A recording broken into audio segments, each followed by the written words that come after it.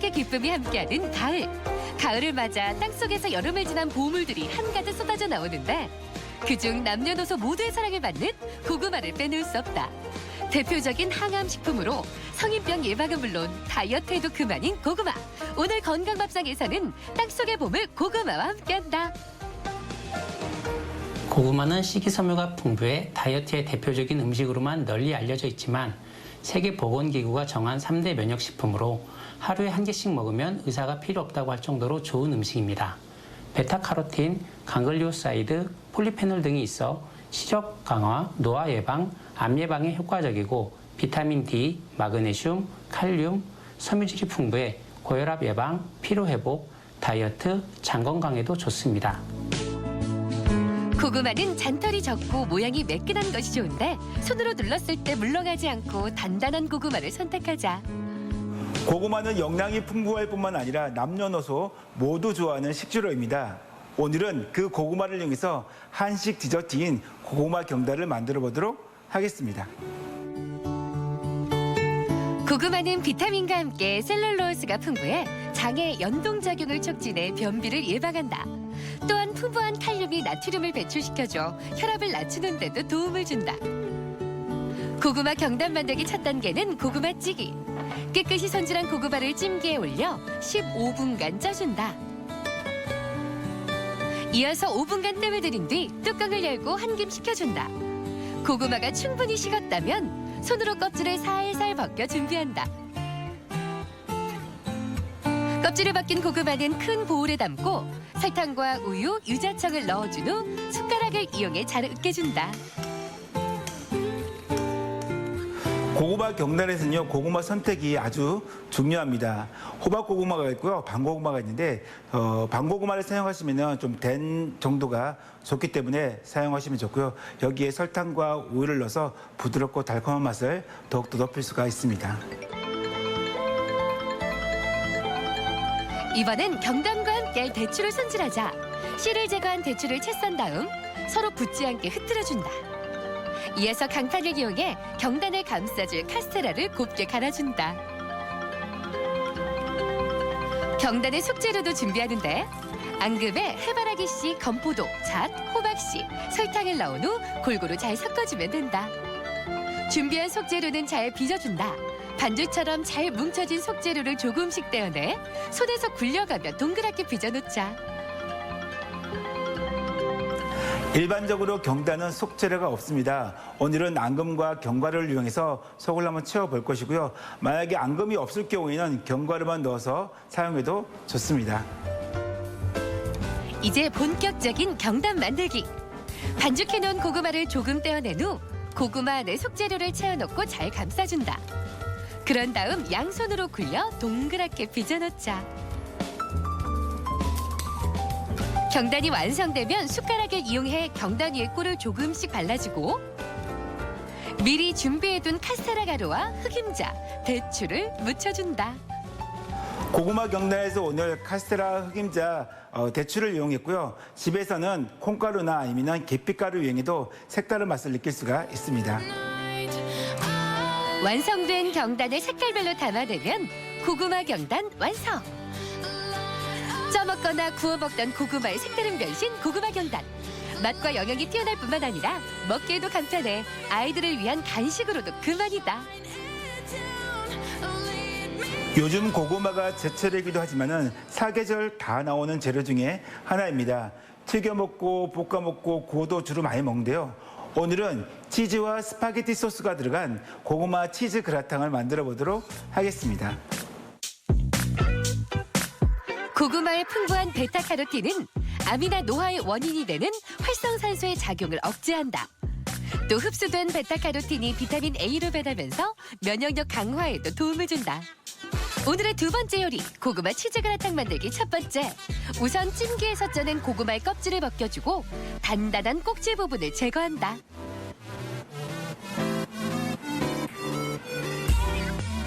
오늘은 고구마를 이용해서 그라탕을 만드는데요. 고구마가 없을 경우에 단호박이나 아니면 감자 이용하시면 또한 색다른 맛을 느낄 수가 있습니다. 그라탕에 맛을 더할 피밥. 피망은 색깔별로 준비해 작은 주사위 모양으로 썰어준다. 그라탕의 맛을 더할 또 다른 재료 참치와 옥수수는 캔에 물을 따라 버리고 건더기만 사용한다. 이제 보울에 재료들을 혼합할 차례. 피망과 참치, 옥수수 그리고 으깬 고구마를 한데 넣고 스파게티 소스와 소금, 후추를 넣은 다음 골고루 잘 섞어준다. 오늘은 고구마 치즈 그라탕에 참치와 옥수수를 넣었는데요. 참치와 옥수수가 소분이 되게 많이 있습니다. 물기를 꼭 짜주셔야만이 물르지 않고 제대로 된 담백한 맛을 느낄 수가 있습니다. 이제 잘 섞어준 재료들을 그릇에 담고 모짜렐라 치즈를 듬뿍 뿌려준다. 그런 다음 그 위로 또 한 번 재료들을 올리고 치즈를 촘촘하게 뿌려준다. 그라탕 속 재료 사이사이에 치즈를 넣어주셔야만이 치즈의 맛을 제대로 느낄 수가 있습니다. 마지막으로 오븐이나 전자레인지에 넣고 10분 정도 구워주면 먹음직스러운 고구마 치즈 그라탕 완성! 달콤한 고구마와 고소한 치즈가 만나 더욱 진한 풍미를 전해주는 고구마 치즈 그라탕. 입안에서 살살 녹는 맛의 영양까지 풍부해 든든한 한 끼로도 손색이 없다. 고구마는 대부분 껍질을 벗겨 먹지만 영양학적으로 보면 비타민, 항산화 성분, 식이섬유, 야라빈 등 유용한 성분들이 대부분 껍질에 많기 때문에 껍질째 드시는 것이 좋습니다. 또한 조리법에 따라 GI 지수가 크게 변화하므로 생으로 하루에 한두 개 먹는 것이 가장 좋고 과잉 섭취하거나 구워 먹으면 오히려 다이어트에 방해가 될 수 있습니다. 세계인에게 사랑받는 슈퍼푸드 고구마. 우주인들의 식량으로 선정될 만큼 고구마는 풍부한 영양을 자랑하는데 구워 먹거나 쪄 먹어도 맛있지만 색다른 간식으로도 무궁무진한 변신이 가능한 게 바로 고구마다. 한적이 우리 몸의 면역력을 높이고 건강을 챙기고 싶다면 제철 고구마와 함께하자. 건강 플러스 인사드립니다. 안녕하세요. 김경섭입니다. 안녕하세요. 새롭게 인사드립니다. 임보라입니다. 이 날씨가 선선해지면서 등산을 하는 분들이 늘어나고 있습니다. 등산, 이 건강에 참 좋은 운동인데 자칫 무릎 관절에 무리가 갈 수 있는 만큼 관절이 약한 분들은 더욱 주의가 필요하다고 하죠. 그렇습니다. 특히 관절은 한 번 손상되면 스스로 회복이 어렵기 때문에 더욱 미리미리 준비를 해야 하는데요. 내리막길에는 무릎에 체중이 실리면서 관절에 굉장히 위험할 수 있다고 합니다. 등산 스틱 꼭 활용하시기 바랍니다. 네. 자, 그리고 등산 전후 15분씩 무릎 관절 스트레칭을 해주면 이 관절과 인대의 유연성을 높여줘서 부상의 위험을 낮출 수 있다고 하니까 평소에 관절이 좀 약하다 하는 분들 사전 준비 잘 하셔서 건강하고 안전하게 등산하셨으면 좋겠습니다.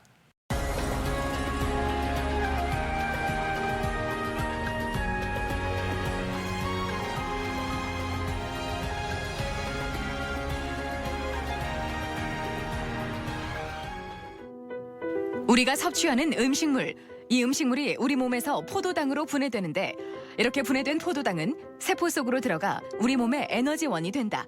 하지만 이 과정을 담당하는 인슐린이 부족하거나 제 역할을 못하면 혈액 내에 비정상적으로 당이 쌓이고 에너지 부족 현상이 발생하게 된다. 그러면서 여러 대사장애가 동반되는데 이를 당뇨병이라 한다. 당뇨병은 우리 몸에서 분비되는 인슐린이라는 호르몬의 분비량이 감소되어 있거나 또는 정상적인 양이 분비되더라도 그 인슐린이 우리 몸의 말초 조직에서 제대로 작용하지 못해서 혈액 내에 혈당들이 쌓이게 되고 이 혈당으로 인해서 합병증을 동반되는 대사질환이라고 할 수 있겠습니다. 당뇨병은 그 자체로는 생명을 위협하거나 일상에 큰 위협이 되지는 않는다.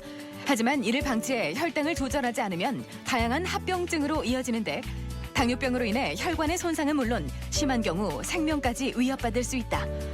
오늘 TV 주치에서는 평생 관리해야 할 만성질환, 당뇨병에 대해 자세히 알아본다. 이 당뇨병은 국내 성인 10명 중 1명이 앓고 있을 만큼 흔한 질환입니다. 하지만 이 혈당 검사를 하지 않는 한 내가 당뇨인지 아닌지 처음에는 알아차리기가 어렵고 그래서 이 질환이 어느 정도 한참 진행된 이후에 병원을 찾는 사람들이 많다고 하잖아요. 맞습니다. 당뇨병 그 자체도 위험하지만 당뇨병 합병증도 무시무시한데요. 치료가 늦어질수록 합병증 위험이 높아지기 때문에 아무래도 빨리 발견하는 게 중요할 것 같습니다. 그렇습니다. 이 당뇨 합병증은 연령이 높아지거나 유병 기간이 길어질수록 더욱 쉽게 발생을 하는데 자칫 생명까지 위협할 수 있기 때문에 주의가 필요합니다.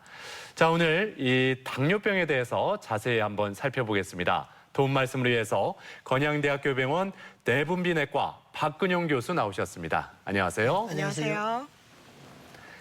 자, 오늘 주제가 당뇨병인데 먼저 이 당뇨병 어떤 질환인지부터 정확히 짚어볼까요?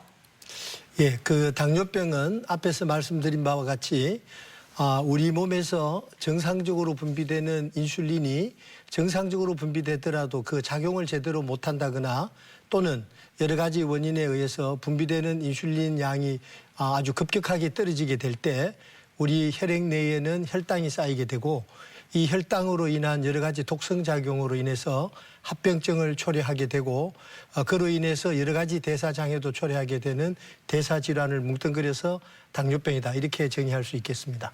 인슐린이 제대로 분비되지 않거나 제 역할을 하지 못하게 됐을 때 당뇨병이 생긴다고 말씀해 주셨는데 그렇다면 인슐린의 역할에 대해서도 구체적으로 알려주시죠. 예, 우리가 흔히 인슐린은 혈당을 떨어뜨리는 그런 호르몬으로 알려져 있는데 실제로 인슐린이 하는 작용은 우리 몸에서 흡수된 여러 가지 이런 그 영양분들 중에 특히 그 포도당을 우리가 에너지로 저장하기 위해서 간이나 지방 조직 또는 에너지로 사용하기 위한 근육 조직으로 운반하는 이런 운반체 역할을 한다고 보시면 되겠습니다. 그런데 우리가 이 당뇨병 환자 갈수록 늘고 있다 이런 뉴스 기사를 많이 접하게 되는데 실제로 어느 정도일까요? 예, 잠깐 도표를 보시면 2000년부터 시작해서 현재까지 전 세계적으로 폭발적으로 당뇨병 환자들이 증가하고 있습니다. 앞으로 점점 더 늘어날 걸로 그렇게 되어 있습니다. 그다음에 우리나라의 유병률을 잠깐 보시면 전체적으로는 지금 한 14.4% 정도. 쉽게 말하면 한 집이 당뇨병 환자분들이 있다. 이렇게 할 정도로 당뇨병의 빈도가 많이 높아지고 있습니다. 대개 65세 이상의 노령 인구에서 당뇨병의 그 병발 빈도가 29.8%. 젊은 나이보다 훨씬 더 많은 것을 보고 있습니다. 이 소아청소년의 당뇨병 유병률도 늘고 있다고 들었는데요. 물론 성인에서의 당뇨병도 중요하겠지만 앞으로 이제 자라나서 우리 이 사회를 끌고 갈 청소년들의 건강이 더 중요하거든요. 그래서 연령별로 보시면 지금 만 한 15에서 18세 이렇게 되면 대개 이제 중학교에서 고등학교 이런 정도에 있는 그 청소년기에 당뇨병의 유병률이 지금 보시면 10,000명이 넘어갈 정도로 최근에 계속 늘어나고 있는 것 같습니다. 이것은 이제 그 청소년들이 학업에 일중하다 보니까 운동량이 적어지고 또 그만큼 이렇게 그 스트레스, 학업에 대한 스트레스 이런 여러 가지 그 환경적인 요인들이 이런 그 당뇨병 또는 비만을 초래하는 원인이라고 보아지고 있고 이게 성인에서뿐만 아니라 이런 소아 청소년에 대한 당뇨병의 예방이 지금은 아주 절실한 실정이라고 할 수 있겠습니다.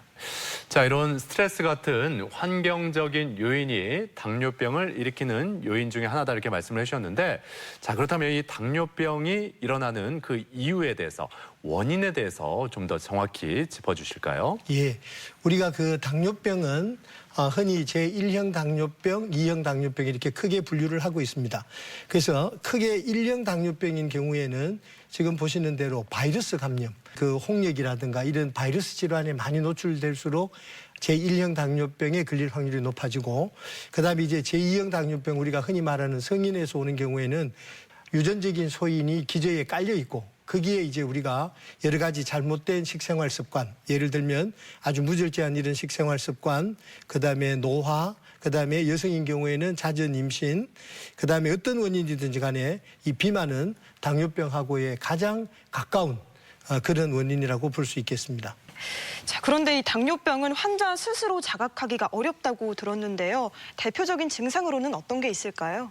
예, 우리가 그 당뇨병 증상은 처음 발견되는 경우에 제2형 당뇨병인 경우에는 자각 증상이 되게 한 반 정도 환자에서는 없다고 그렇게 되어 있습니다.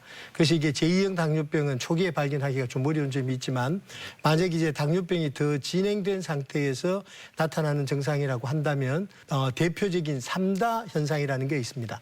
첫 번째는 물을 많이 마시게 되고 두 번째는 음식을 많이 먹게 되고 그다음에 이제 소변량이 많아지는 이런 그 현상을 가지고 우리가 당뇨병으로 진단할 수 있고 이런 증상과 더불어서 이제 체중 감소, 그다음에 피로감 이런 것들이 동반된다고 할 수 있겠습니다. 근데 보통 건강에 대해서 자신이 있는 분들은 설마 내가 당뇨병이겠어 이런 생각을 먼저 하게 됩니다. 예. 자, 그렇다면 평소에 그래도 당뇨병에 걸리기 쉬운 위험 인자들이 무엇인지 알아두면 좀 더 우리가 빨리 당뇨병을 알아차릴 수 있지 않을까 싶거든요. 예, 우리가 이제 그 대개 만 40세 이상이 되면 건강한 사람이라도 당뇨병이 숨어 들어와 있는 경우가 꽤 있을 수 있기 때문에 저희들이 1년에 한 번 정도는 정기 검진을 받도록 그렇게 권유하고 있는데 건강 검진을 받는 환자분들 이외에라도 나이에 관계없이 내가 이런 경우에는 적어도 당뇨병에 대한 조심을 하고 검사를 한 번 정도는 체크를 해두는 게 좋겠다라는 그런 위험 인자군이 있겠습니다.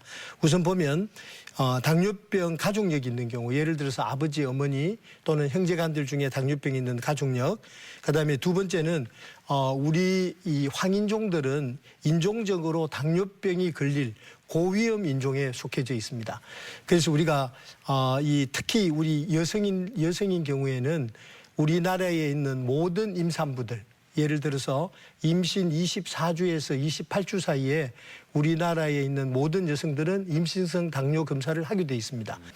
그다음에 이제 우리가 가끔 검사했을 때 이 건강검진에서 아직 당뇨병은 아닌데 조심을 해야 되겠다. 이게 이제 저희들이 어려운 의학 용어로 하면 이 내당능 장애다 이렇게 표현을 하거든요. 이런 경우도 그렇고 그다음에 무엇보다 중요한 것은 비만입니다. 이게 특히 비만이 전체적으로 우리가 비만한 거는 크게 문제가 되지 않는데요. 우리가 흔히 말하는 올챙이형, 이렇게 팔다리는 가늘면서 주로 상체, 복부 비만이 있는 경우, 이 경우에는 당뇨병에 노출될 위험이 굉장히 많습니다. 그 이외에 이제 여러 가지 고혈압이라든가 이상지혈증 또는 특별히 당뇨병을 초래할 수 있는 이런 여러 가지 질환들이 있다고 할 수 있겠습니다. 자, 그리고 앞서 그 당뇨병 그 기전에 따라 제1형 당뇨병과 제2형 당뇨병에 대해서 이렇게 나뉜다 이렇게 말씀을 하셨는데 이 부분에 대해서 좀 더 설명을 해 주시죠. 예, 우리가 그 당뇨병 하면 제1형 당뇨병, 제2형 당뇨병 분류를 하는데 실제 엄격히 말하면 이 두 가지는 전혀 당뇨병이긴 하지만 발생 기전이 전혀 다르다고 할 수 있겠습니다. 그래서 제1형 당뇨병은 아까 말씀드린 그 어린 시절에 잦은 바이러스 감염들이 원인이 될 수 있는데 그 바이러스하고 형태가 비슷하게 생긴 게 인슐린을 분비하는 베타세포라는 게 이 바이러스하고 비슷하게 생겨 있습니다.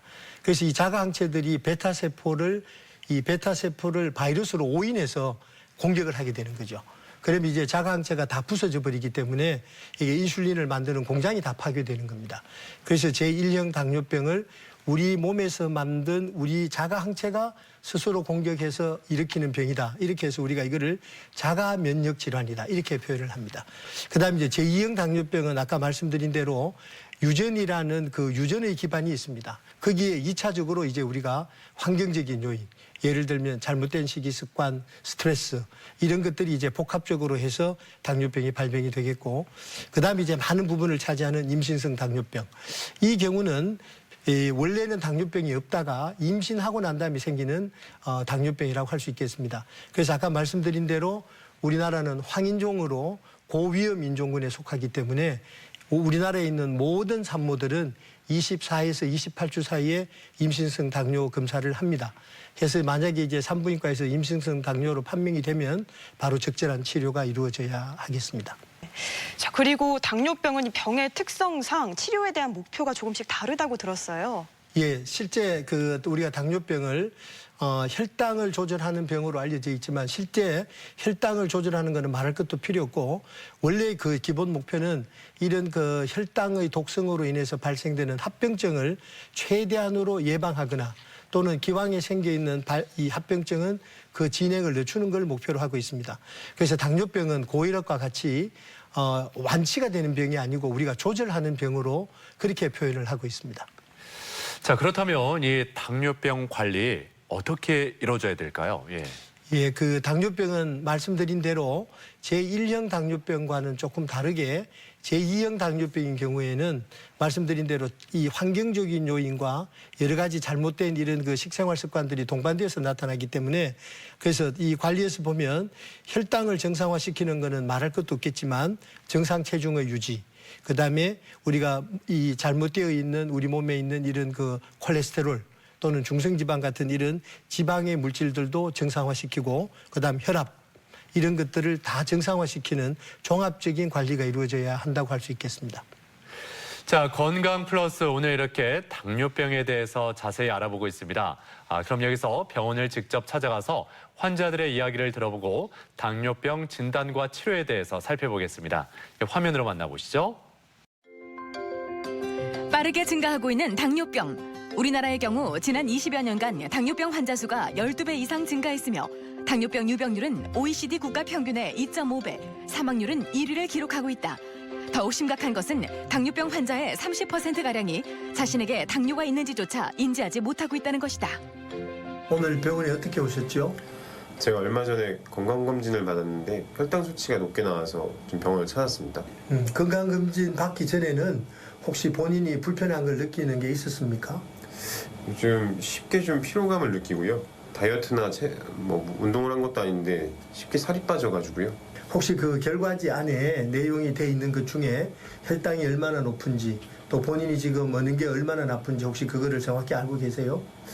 잘 모르겠습니다. 당뇨병의 경우 환자 스스로 뚜렷한 증상을 느끼지 못하는 경우가 적지 않다.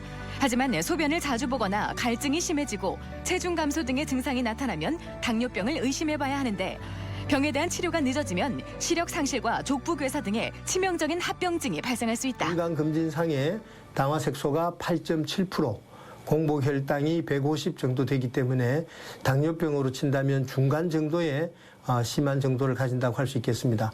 최근에 느끼는 피로감, 이유 없는 체중 감소 등이 다 당뇨병으로 인해서 나타나는 증상으로 볼 수 있겠고 따라서 초기에 철저한 혈당 조절을 통해서 합병증 예방과 혈당을 정상화시키는 것이 중요하겠습니다. 당뇨병은 혈액 검사로 쉽게 진단이 가능하다. 증상이 없는 경우 8시간 공복 후 혈당을 체크해 진단하며 경구 당부화 검사 2시간 후 혈당을 통해 당뇨병 여부를 확인할 수 있다. 또한 당뇨가 의심되면 소변 검사를 통해 요당과 단백뇨의 유무를 확인하고 합병증 여부도 조기 진단할 수 있다. 그 밖에도 최근 2, 3개월간의 평균적인 혈당 상태를 나타내는 당화혈색소 측정을 통해서도 진단이 가능하다. 당뇨병 앓으신 지가 얼마나 되셨습니까? 당뇨병 앓은 지 한 7년 됐습니다. 당뇨병 치료는 어떻게 하고 계시고 오늘 병원에 오신 거는 뭐 때문에 오신 거죠? 네, 지금 당뇨는 다른 병원에서 이제 약물로 치료를 했었는데 최근 들어서 손발이 자꾸 밤에 특히나 더 손발이 자꾸 시리고 이렇게 저리고 그리고 피곤하고 그리고 최근에 이제 몸무게도 좀 많이 빠져가지고 오게 됐습니다. 당뇨병 치료는 일반적으로 식사요법과 운동요법으로 시작한다. 이를 통해서도 혈당 조절이 되지 않을 때 약물요법을 진행하는데 상태에 따라 경구 혈당 강화제를 복용하거나 인슐린 주사를 함께 사용할 수도 있다. 이미 오랜 기간 동안 당뇨 약제를 통해서 치료를 해오신 분으로 최근에 혈당 조절이 잘 되지 않은 것 같습니다. 또 여러 가지 그 손발이 저리거나 시린 증상, 체중 감소, 피로감 등이 다 당뇨병의 악화로 인해서 오는 증상으로 판단이 됩니다. 따라서 이분은 필요에 따라서는 혈당 조절을 위해서 인슐린 주사 치료 요법을 더 할 수도 있겠습니다. 당뇨로 인해 혈당이 높은 상태가 지속되면 신체의 여러 부위가 손상을 입게 되면서 다양한 합병증이 발생할 수 있다. 그중 당뇨 망막병증을 들 수 있는데 눈의 망막혈관이 손상되고 시력 저하가 일어날 수 있다. 또한 신장 기능도 악화될 수 있는데 노폐물을 배출하는 콩팥에 손상이 일어나면서 만성 신부전에 이를 수도 있다. 이럴 경우 혈액 투석이나 신장 이식 수술을 진행해야 하는 상황이 올 수도 있다. 대개 제2형 당뇨병 환자에서는 50% 정도에서 이미 합병증이 동반된 경우가 많습니다. 따라서 우리가 이런 당뇨병을 제때 치료하지 않고 치료가 지연이 되는 경우에는 이 합병증들로 인해서 심한 경우에는 사망에 이르기 때문에 당뇨병은 진단됨과 동시에 초기에 철저한 혈당 조절이 필요한 질환이라고 할 수 있겠습니다.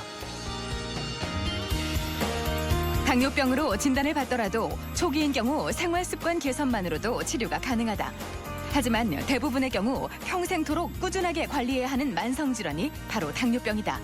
특히 최근에는 젊은 층에서도 당뇨병 발병이 증가하고 있는 만큼 정기적인 검사가 필수인데 누구도 피해갈 수 없는 질환 당뇨병. 적극적인 예방과 정기적인 진단만이 해답이다. 네, 병원을 찾아가서 환자들의 이야기를 들어보고 당뇨병의 진단과 치료법에 대해서 살펴봤습니다. 네, 계속해서 당뇨병 합병증에 대해서도 알아보겠습니다. 합병증이 오기 쉬운 부분은 어떤 부분이고 어떤 검사가 필요할까요? 예, 우리가 합병증은 대개 나누는 이게 부류가 조금씩 있긴 한데 대개 주로 혈관이 침범된다고 보시면 되겠습니다. 당뇨병은 혈관병이다. 이렇게 이제 표현을 해도 과언이 아닐 정도인데 대개 이제 우리가 큰 혈관 쪽은 머리 쪽에 혈관이 막히거나 또는 심장 쪽에 혈관이 막혀서 심근경색증 이런 것들이 올 수 있고 그다음에 이제 비교적 작은 혈관으로서는 눈, 콩팥, 신경 이런 쪽에 이제 침범도가 높기 때문에 여기에 대한 우리가 이제 합병증에 대한 검사를 하는 걸로 그렇게 되어 있습니다. 또 만약에 당뇨병으로 이제 진단된 분들은 저희들이 지금 말씀드린 이런 합병증이 동반되어 있는지 아닌지를 검사하게 되겠습니다. 전신에 걸쳐 다양한 합병증이 발생할 수가 있는데 이 합병증도 이 급성이냐 만성이냐 이렇게 나뉘는 거 아니겠습니까? 예. 먼저 이 급성 합병증에 대해서 살펴주시죠. 예, 기간으로 우리가 따지면 급성이냐 만성이냐 이렇게 우리가 이제 나누기도 하는데 급성인 경우에는 크게 두 가지가 주로 나타난다고 할 수 있겠습니다. 하나는 치료를 게을리하거나 또는 치료를 정상적으로 하고 있는데도 여러 가지 스트레스, 예를 들면 폐렴 또는 아주 큰 수술 같은 거 이런 게 스트레스로 작용하기 때문에 이런 경우에는 치료 중에 갑자기 혈당이 높아지는 고혈당이 올 수도 있고 그다음에 두 번째는 우리가 당뇨병을 치료하는 중에 흔히 발생하는 저혈당이 되겠습니다. 그래서 이 저혈당은 빈도가 꽤 있기 때문에 적어도 인슐린 주사를 사용한다거나 드시고 있는 약제가 적어도 2제 이상 또는 3제 이상이 되는 경우에는 저혈당에 대한 대비를 철저히 하시는 것이 좋겠습니다. 당뇨병의 급성 합병증으로 저혈당을 말씀해 주셨는데 어떤 경우에 저혈당이 오게 되나요? 예, 이 저혈당인 경우에는 정상적인 치료 중에 갑자기 이 환자분들이 식사량을 줄인다거나 또는 하지 않던 운동을 갑자기 이 많은 시간을 할애해서 운동을 하신다거나 또는 혈당이 조절되지 않는다고 해서 원래 처방된 약에다가 자기가 임의로 하나씩 더 드신다거나 또는 인슐린 용량을 임의로 높여서 맞거나 이런 경우에 이제 저혈당이 주로 발생하는 경우라고 할 수 있겠습니다. 이 저혈당 쇼크가 오면 생명까지 위협할 수 있다 이렇게 많이 들어왔는데 그렇다면 이 저혈당이 왔을 때 어떤 증상들이 먼저 나타날까요? 예, 초기에 가벼운 증상은 떨림이나 그다음에 식은땀이 난다거나 갑자기 힘이 빠진다거나 요 정도가 올 수 있는데 조금 더 진행이 되면 굉장히 불안한 마음이 든다거나 또는 더 심하게 가면 이제 혼수 상태가 될 수도 있습니다. 그다음에 뭔가 정신이 혼미해진다 이런 느낌이 있으면 우선적으로 당뇨를 치료받고 있는 환자분이라면 설탕물 또는 아니면 사탕 같은 것을 우선 입에 물고 이렇게 녹여서 드시는 것이 선처치하는 것이 더 중요하겠습니다. 자, 그러면 저혈당 증상이 이렇게 나타나게 되면 치료는 어떻게 이루어져야 하는 건가요?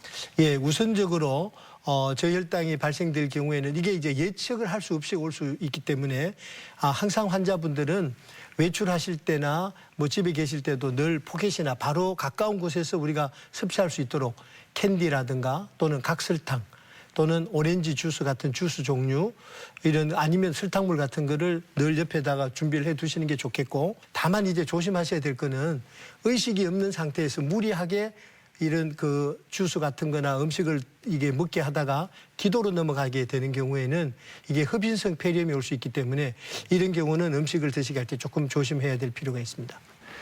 자, 이렇게 당뇨병으로 인한 급성 합병증에 대해서 알아봤는데 이번에는 만성 합병증에 대해서 하나하나 좀 살펴보죠. 예, 이 만성 합병증은 침범되는 혈관에 따라서 저희들이 크게 이제 두 부류로 나누는데, 대개 이제 뇌라든가 심장이라든가 비교적 혈관이 굵은 쪽에서 오는 경우를 대혈관 합병증. 그다음에 이제 혈관이 아주 그 작은 경우에 예를 들어서 눈, 콩팥, 신경 이런 경우에 이런 쪽의 혈관을 침범할 경우에를 우리가 미세혈관 합병증 이렇게 크게 두 부류로 나누고 있습니다. 자, 그러면 먼저 미세혈관 합병증부터 구체적으로 알아볼까요? 미세혈관 합병증인 경우에는 아까 말씀드린 대로 눈, 콩팥, 신경 이 경우가 이제 가장 흔한 경우가 되겠고, 가장 많이 침범하는 경우에는 당뇨병성 신경병증이라고 해서 신경을 침범하는 경우가 제일 많겠습니다. 그중에도 이제 가장 많이 흔한 경우는 감각신경의 문제인데요. 시리다, 저리다, 따끔거린다, 뭐 이렇게 바늘로 찌르는 듯하다, 모든 표현할 수 있는 감각 이상은 다 올 정도로 다양한 증상을 나타내는 걸로 그렇게 되어 있습니다. 그다음 두 번째가 이제 눈인데, 앞이 이렇게 뿌옇게 돼서 흐려져서 잘 보이지 않는 경우, 이런 그 백내장의 빈도도 꽤 올 수 있고, 이제 제일 문제가 되는 것은 콩팥입니다. 처음에는 가벼운 단백뇨부터 시작을 했다가 만성 신부전으로 가게 되고, 이 경우에는 이제 아까 보셨던 혈액투석이나 복막투석을 하지 않으면 생명 연장이 어려운 이런 그 불행한 합병증을 경험하실 수도 있게 됩니다. 자, 이렇게 당뇨병의 만성 합병증에 대해서 알아보고 있는데, 두 번째 이 만성 합병증이었죠. 대혈관 합병증, 어떤 것들이 있는지 짚어주시죠. 예. 우리가 당뇨병에서 병발되는 이런 혈관 질환은 대개 혈관이 이제 막히는 경우가 거의 대부분이라고 볼 수 있겠습니다. 그래서 지금 보시는 대로 뇌에 가는 이런 혈관들이 막히게 되면, 이렇게 되면 우리가 흔히 말하는 중풍 이런 것들을 유발할 수 있겠고, 그다음에 심장에는 우리가 심장 근육을 먹여 살리는 관상동맥이라는 큰 동맥이 세 가지가 있습니다. 그래서 이 경우에도 막히게 되면 협심증, 심근경색증 이렇게 될 수 있고, 이 당뇨병에서 오는 심근경색증은 고혈압이나 기타 심장질환에서 오는 심근경색증하고는 다르게 통증이 그렇게 없습니다. 그래서 이 당뇨병이 있는 경우에는 우리가 적어도 1년에 한 번은 심전도를 찍고, 조금이라도 거기에 이상하면 좀 더 정밀 검사를 반드시 해두실 필요가 있겠습니다. 자, 이 무서운 합병증이 오지 않도록 당뇨병을 잘 관리하고 치료하는 게 참 중요할 것 같습니다. 당뇨병 치료에도 뭐 여러 가지 병행돼야 될 점이 있다고요? 예, 당뇨병 치료의 세 가지는 식사요법, 운동요법, 약물요법이 세 가지로 대별이 되는데, 대개 저희들이 식사요법과 운동요법을 시작을 해보고 안 되면 이제 약물요법을 병행하는 걸로 그렇게 되어 있습니다. 근데 우선 우리가 기본적으로 알아둬야 될 것은 적어도 아까 제가 앞에서 말씀드린 당화색소가 8%가 넘어가면 이 경우에는 식사요법, 운동요법 플러스 약물요법이 반드시 같이 병행이 돼야 되겠습니다. 아까 말씀드린 대로 조기에 빨리 치료해서 정상 혈당화를 유지하는 것이 치료의 가장 중요한 하나의 그 패턴이기 때문에 8%를 기준으로 해서 그 밑에인 경우에는 식이요법, 운동요법을 해보지만 8%가 넘어가는 경우에는 반드시 약물요법을 처음부터 시작하는 것이 좋겠다. 이걸 제가 말씀드리겠습니다. 아무튼 이 당뇨병을 잘 관리하기 위해서는 식사요법, 운동요법, 그리고 약물치료 이 세 가지가 잘 병행돼야 된다 말씀을 하셨는데, 자, 그럼 먼저 식사요법 어떻게 실천을 하는 게 좋은지 좀 더 구체적으로 설명을 해주시죠. 당뇨병 치료에 약물요법, 운동요법에 앞서서 가장 중요한 요법이 식사요법이라고 할 수 있겠습니다. 이 식사요법이 해결이 되지 않으면 어떤 운동을 하든 어떤 좋은 당뇨병을 쓰든 당뇨병의 치료는 굉장히 어렵게 갈 수밖에 없습니다. 그래서 우리가 뭐 흔히 말하기를 균형 잡힌 식사를 하라. 다만 우리가 여기서 조심해야 될 거는 고탄수화물, 예를 들면 밀가루 음식이거나 농축된 음식들은 피하시는 것이 좋겠습니다. 예를 들면 국수, 네. 그다음에 빵, 떡 이런 것들인데, 예를 들어서 우리가 흔히 먹는 떡 요만한 게 하나가 이렇게 떡이 보이면 예. 실제 밥으로 하면 밥 이만큼 되는 한 공기하고 맞먹을 수 있습니다. 그래서 우리가 밥은 이만큼을 많다고 하지만 떡이고 한 조각은 많다고 아무도 하지 않거든요. 그렇죠. 예. 그래서 이게 이제 식사에 잘못된 오류가 있는 겁니다. 그래서 우리가 당뇨병 환자분들에게 제가 꼭 말씀드리고 싶은 것은 절대로 이렇게 응축된 식사는 피하라. 그래서 또 한 가지 말씀드릴 거는 어떤 당뇨병의 치료에도 정도는 없습니다. 여러분들이 스스로 절제하고 피해야 될 음식들은 피하고 적절한 식이요법을 가지는 것이 당뇨 치료에 가장 중요하다고 할 수 있겠습니다. 이 당뇨병 치료를 위해 중요한 것 중 또 하나가 바로 운동입니다. 어떤 운동이 좀 좋고 어느 정도 해야 효과가 있을까요? 예, 이제 운동도 자전거를 타시는 분, 헬스클럽 가시는 분, 걷는 분 상당히 다양하게 있으시거든요. 다만 이제 이 운동은 본인이 가지고 있는 여러 가지 조건에 따라서 그거는 환자분에 맞추어서 하는 것이 가장 중요하겠습니다. 그러나 우리가 보편적으로 하는 당뇨병에 가장 좋은 운동은 적어도 한 20도 정도의 경사도가 있는 데서 이게 걷거나 가벼운 조깅이 좋겠다. 그리고 이제 운동은 한 번에 몰아서 하면 절대로 되지 않고 여러 차례 나누어서 운동하시는 것이 좋겠고, 그리고 적어도 일주일에 한 3번 정도는, 최소한 3번 정도는 하는 것이 좋겠다. 그리고 특별히 심장이나 뭐 다른 어떤 무리가 없다면 약간 숨이 차는 정도, 그러니까 가벼운 조깅 정도가 가장 좋을 것으로 생각이 됩니다. 그리고 이제 주말에 혹시 여유가 되시면 등산도 괜찮을 것 같습니다. 당뇨병 치료에 있어서 중요한 게 또 약물 치료법이라고 말씀을 해주셨는데, 약물 치료법은 어떤 게 있나요? 예, 약물은 우리가 이제 먹는 당뇨병 약이 거의 치료의 한 70%, 그다음에 이제 그 약제들로 조절이 안 되면 우리가 인슐린 주사 치료를 하기도 하는데, 이 약제에 대해서는 우리가 사용하는 것이 약마다 각각 작용 기전들이 상당히 많이 다르게 돼 있거든요. 그래서 이제 우리가 대개 췌장을 통해서 인슐린을 뿜어내는 경우도 있고, 또는 이제 그 소변으로 우리가 섭취한 당을 빼내는 약제들도 있고, 굉장히 그 기전이 다양하게 돼 있습니다. 만약에 이제 치료 중에 아까 말씀드린 대로 시간이 이렇게 본인이 열심히 혈당 조절도 하고 운동도 하고 약도 잘 복용함에도 불구하고 혈당 조절이 잘 안 될 때는 이제 아까 말씀드린 췌장 기능이 떨어져 있는 거를 생각하고 때에 따라서는 인슐린 주사가 필요할 수도 있다. 제가 이걸 강조드리고 싶습니다. 네. 그다음에 그 당뇨병 약물 치료에 있어서 핵심이라고 할 수 있는 인슐린 치료에 대해서 좀 더 설명을 해주시죠. 예. 대개는 저희들이 그 경구 혈당 강화제 먹는 약으로 조절을 하는데, 그 먹는 약으로 조절이 안 되고 반드시 인슐린 주사가 필요한 경우가 몇 가지 있겠습니다. 제가 잠깐 표에서 말씀드린 대로 제1형 당뇨병인 경우에는 처음부터 췌장이 다 파괴되고 있기 때문에 먹는 약으로는 거의 불가능하고, 제2형 당뇨병인 경우도 아까 말씀드린 대로 1형 당뇨병처럼 췌장 기능이 많이 떨어져 있는 경우에는 인슐린 주사가 반드시 꼭 필요하다. 그다음에 이제 여러 가지 수술을 앞두고 있거나, 그다음에 임신성 당뇨가 있는 경우에는 일부 약제는 저희들이 제한해서 사용할 수 있지만 대개 주 치료는 인슐린 주사다. 이렇게 기억을 하고 계시면 되겠습니다. 자, 그리고 이 당뇨병을 치료하는 동안 우리가 반드시 피해야 하는 것들도 분명히 있겠죠? 예, 이 그 치료하는 경우에 우리가 피해야 할 경우에는 대개 그 약물에 대한 기전들도 정확하게 알고도 있어야 되겠지만, 때에 따라서는 우리가 먹는 이 음식이 가장 중요하게 되거든요. 물론 이제 아까 말씀드린 그런 고탄수화물 음식들도 피해야 되겠지만, 당뇨병이 있는 경우에는 술, 담배는 일단 무조건 정리하고 들어가셔야 됩니다. 왜냐하면 이 술은 혈당을 높일 뿐만 아니라 간에 상당한 영향을 미치게 되고, 이 간 손상이 오게 되면 음식을 섭취했을 때 가장 먼저 당분이 저장되는 곳이 간이기 때문에, 이 저장될 곳이 있기 때문에 계속 당분들이 혈액 내로 몰려 나와 있습니다. 그래서 혈당이 조절이 잘 안 되는 경우도 있고, 그다음에 이제 두 번째 담배인데요. 담배에 포함되어 있는 이 니코틴이 혈관에 굉장히 좋지 않은 작용을 가지고 올 수 있습니다.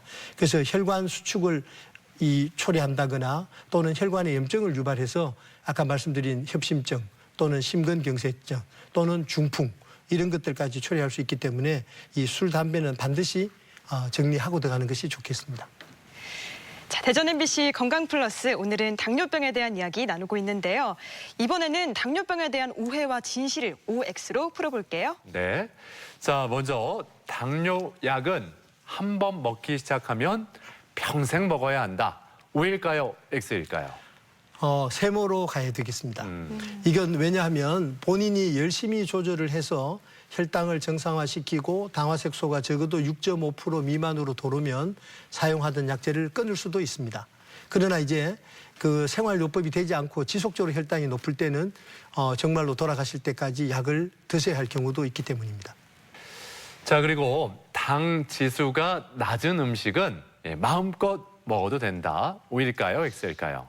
세모로 봐야 되겠습니다.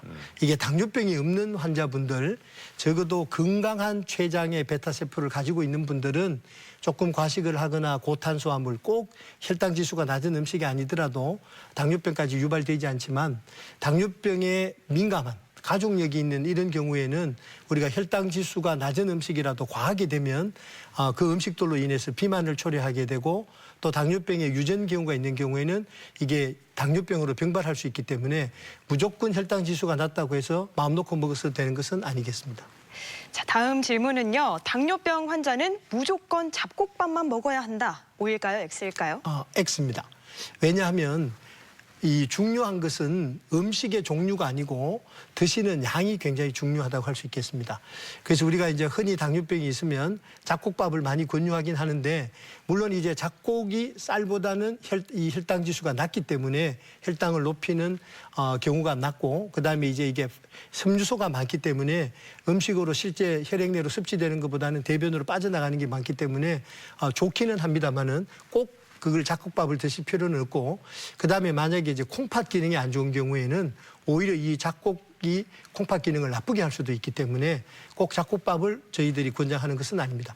흰 쌀밥도 괜찮습니다. 네. 자, 그리고 다음 질문.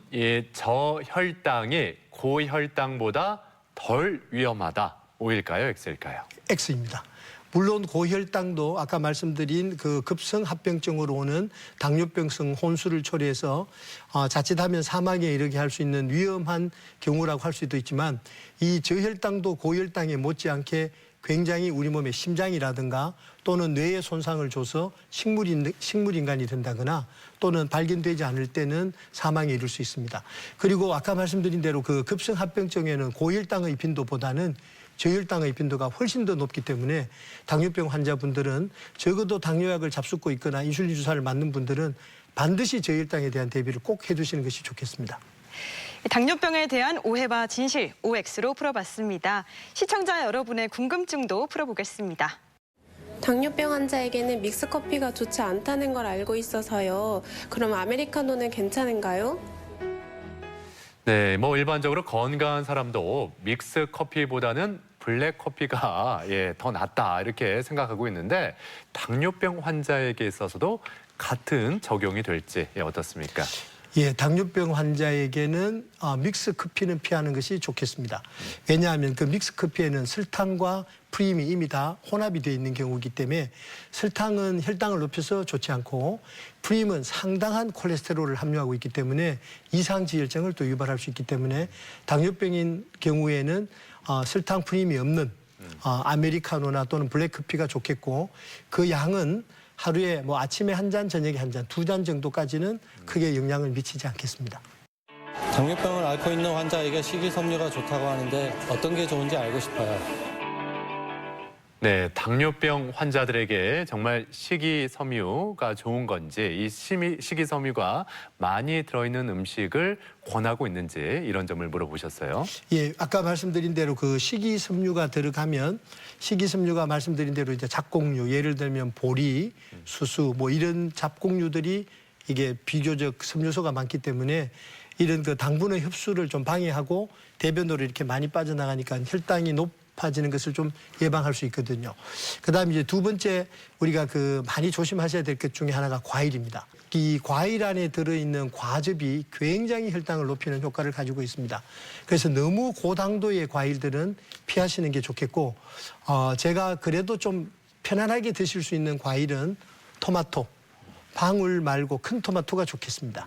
큰 토마토는 상당히 좋은 여러 가지 미네랄과 좋은 항산화의 어떤 효과를 노릴 수 있는 그런 성분들이 굉장히 많이 있고 토마토 자체가 굉장히 섬유질이 많기 때문에 당뇨병 환자들이 좀 안심하고 드실 수 있는 과일이 될 수 있겠습니다.